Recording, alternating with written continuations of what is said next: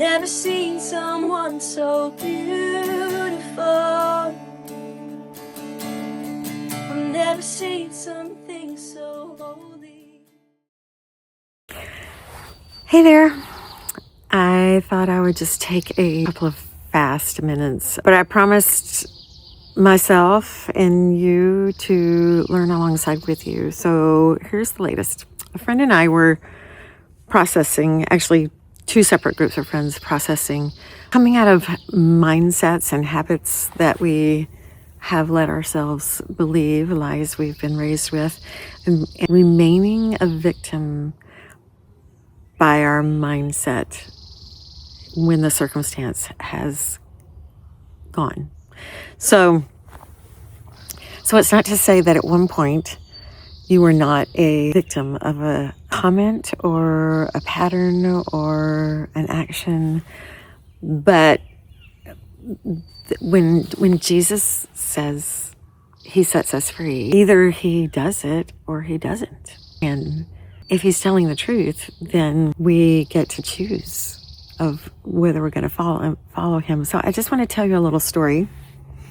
I think in pictures. So I'm not going to say this was a vision because I don't really know what happens when people get visions, but I think in pictures, and so I will call it an imagination. So I had an imagination that there was this girl, and it could have been me, it could have been my friend. It was probably both of us.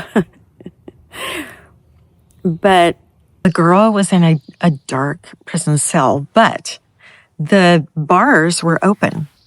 The lock had been busted, and she could leave at any time, and yet she was still there. And Jesus was at the door, and he was saying, "Do you want to come with me?" And she hesitated because she was scared, because leaving the cell meant not being a victim anymore. But it also meant going down, either way you looked out of the cell, it was just a dark series of tunnels and turns and other cells that you could easily get locked into in her mind. But Jesus sat there saying to her, I created you to live out in the open. I created you for open air, for fresh breezes, for flowers, and for beauty and for joy. And so he even said, I have a place for you, and it's not a dark place. It's a place in my house. You have a home in my house, and outside your window there are cut gardens for you to go out and enjoy and explore in, and bring those flowers into your house. And the cool thing was that he was consistently bringing her cut flowers into the prison cell while she dealt with her fear of whether to leave the cell or not, even though she was free. Jesus did all he could do on the cross to set us free. She was free and had a choice.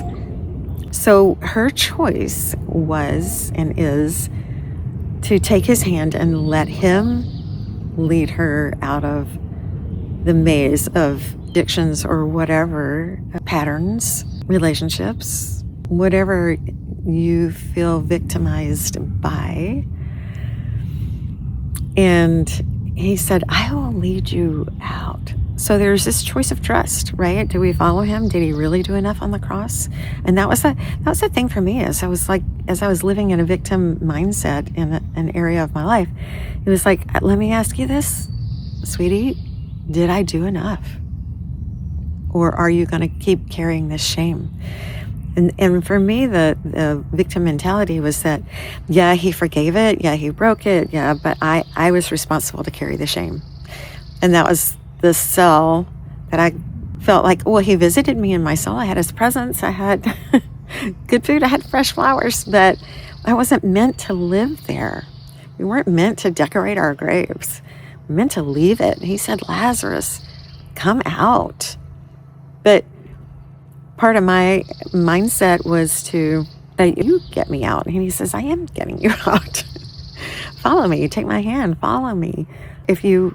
I think I said this before, but if you hold a little baby and don't ever let them crawl or baby step, that's not good parenting. It sounds lovely, My daughter, when she was barely